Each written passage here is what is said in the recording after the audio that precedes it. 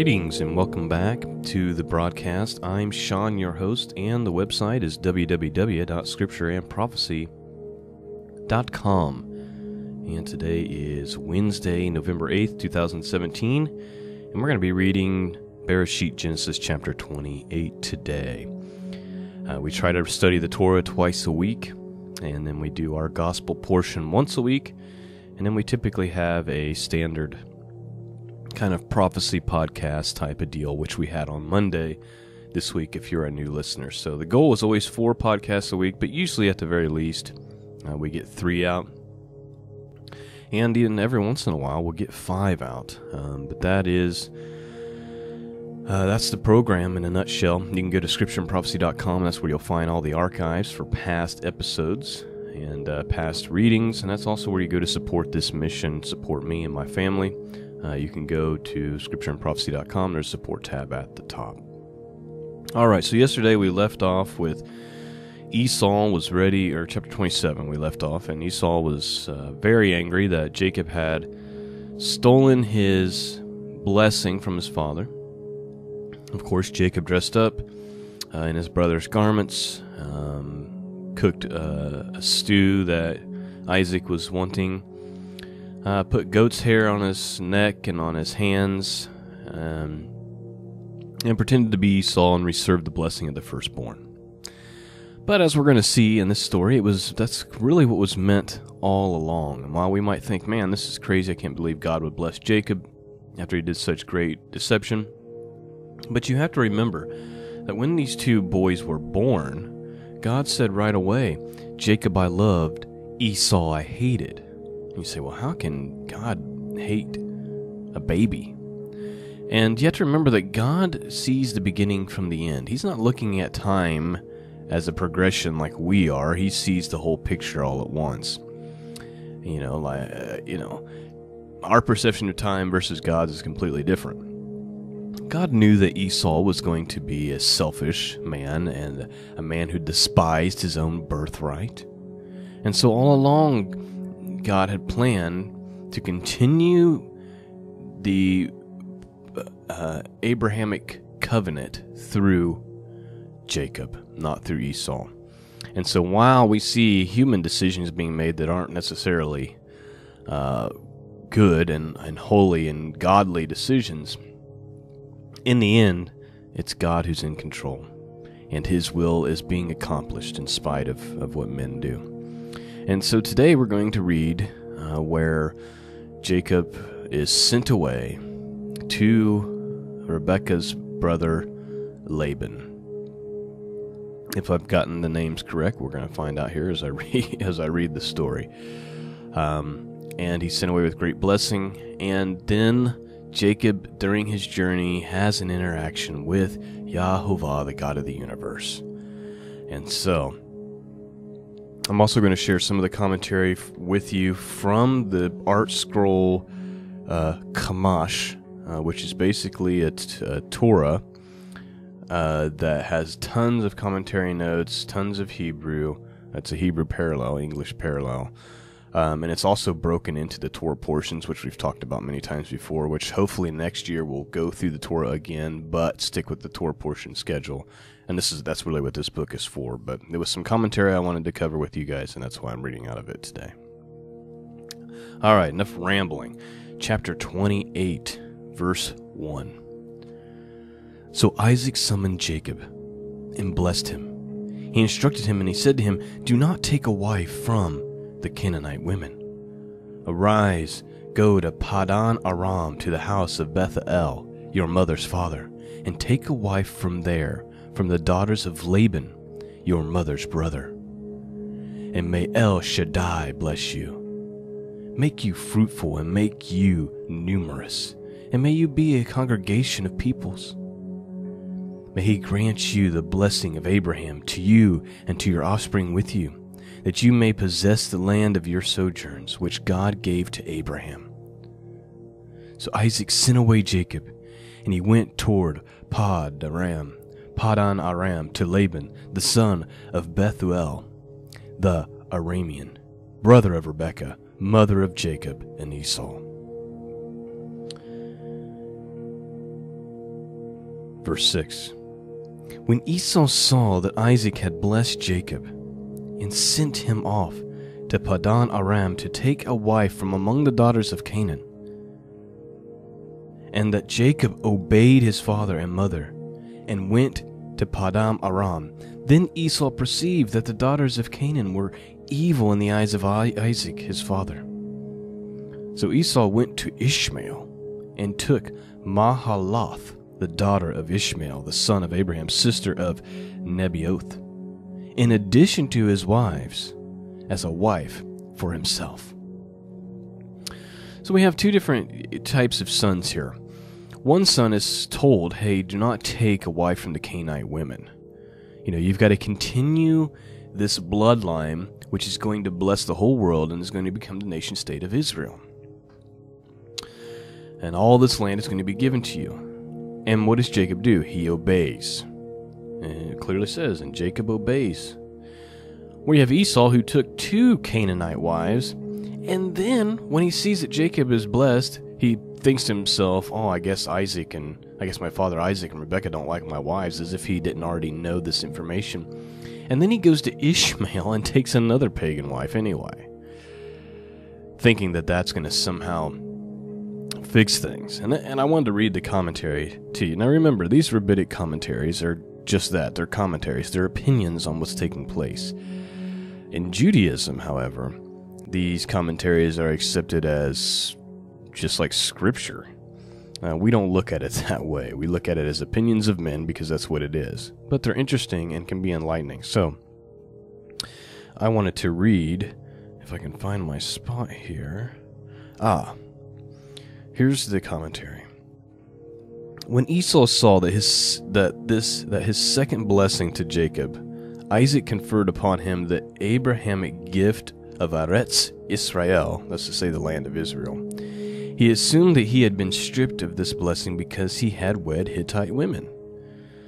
So Esau's thinking that he's been stripped of this blessing because he married the 2 Hittite women, the Canaanite women. Therefore, he now took a daughter of Ishmael and hoped that he would ingratiate himself with Isaac and regain the blessing of the land. There was something else I wanted to share with you guys. Okay, here we go. Let's just continue in the notes here. Sister of Nebaioth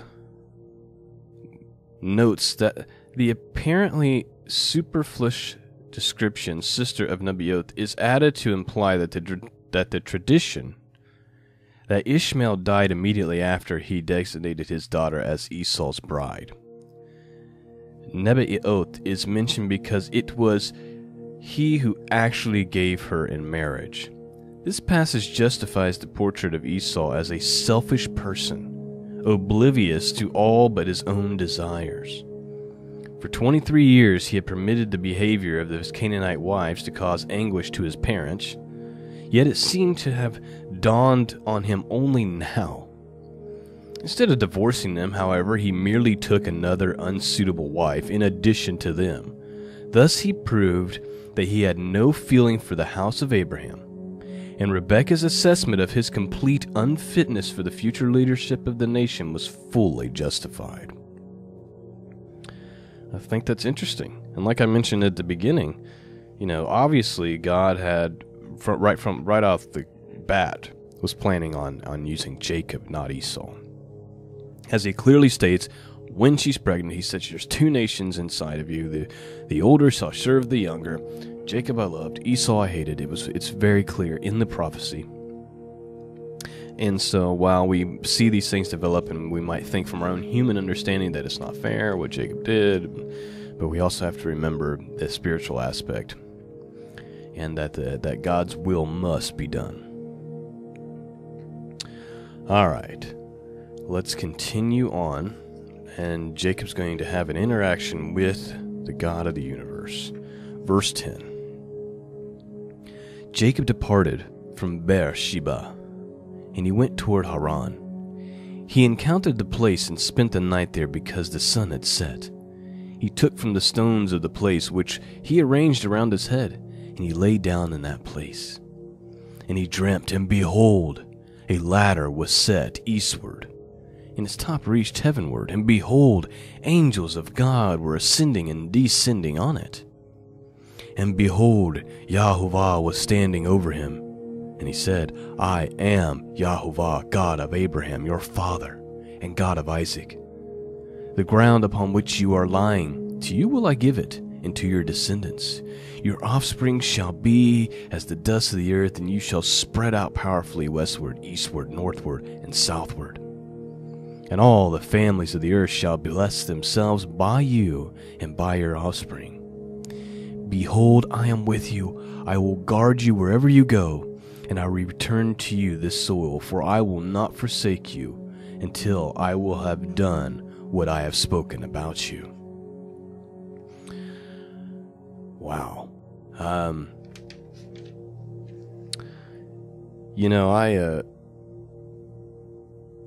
I can't imagine what that must feel like to have the God of the universe come to you and say, you got nothing to worry about. I'm going to literally guard you wherever you go.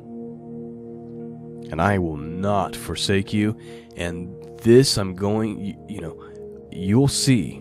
I will not forsake you until everything I have spoken has been accomplished. I think that's amazing. There's also tradition, and if you're wondering why I'm pausing, it's because I need to start highlighting the commentary that I want to share with you guys.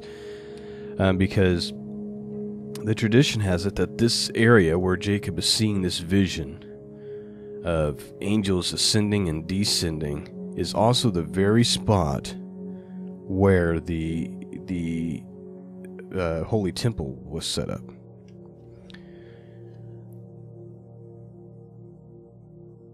Let's see. I apologize for that, guys, that there's such pausing. Yeah, I've got to get one of those little Bible highlighters that doesn't bleed through the pages, because I've got to, when I want to share this stuff with you, I've got to be prepared to do it better. I think to myself that I'm going to be able to remember this,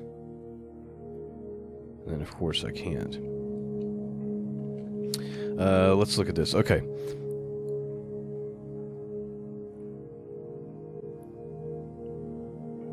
Okay, I guess not.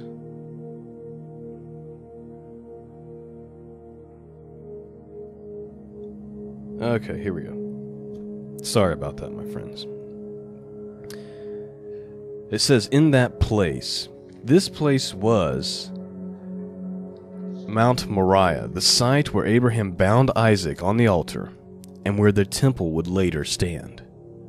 The sages interpret this term, Vayif Gai, I'm probably mispronouncing that Hebrew word, which usually means encountered, to have the less common meaning prayed, so that Jacob primary encounter was not with a geographic location but with God, since the verse states that it took place just before he retired for the night. So, the point that I wanted to point out to you is that this area is believed where Jacob had this vision, where the ladders, where the angels were descending and ascending, kind of like a gate from heaven to earth, is where the temple was also placed.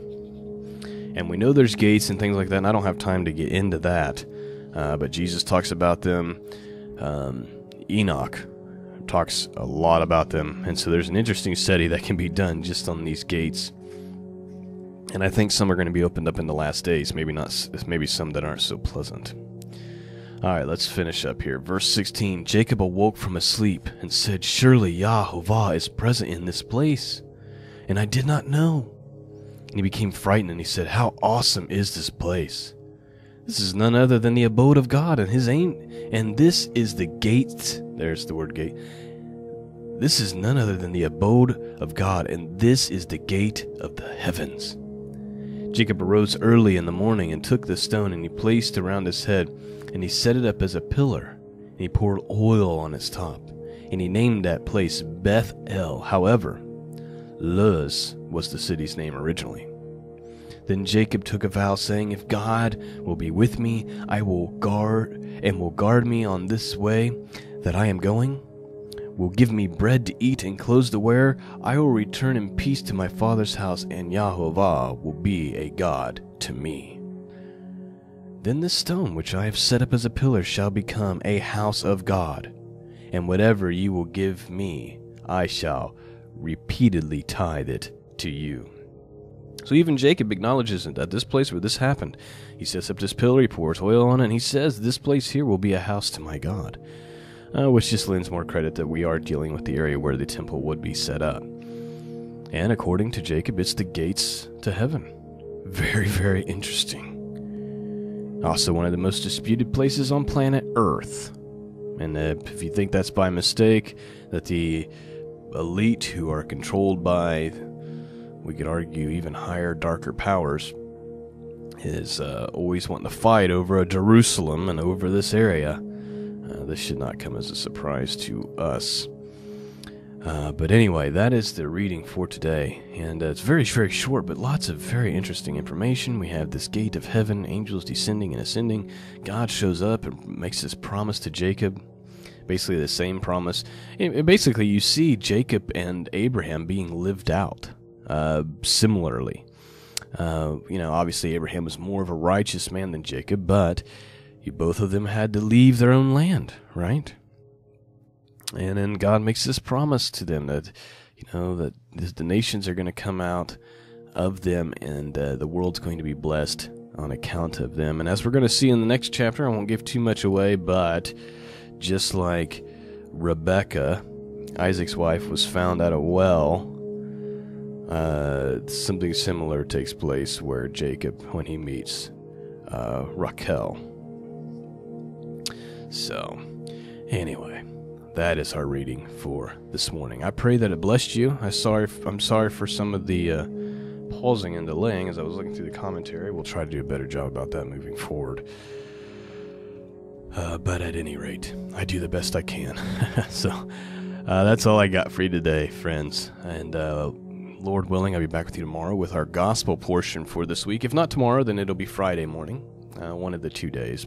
It's actually probably more likely to be Friday morning. So, but at any rate, that'll be coming out in the next day or two. Peace and grace be with all of you, and until next time, God bless.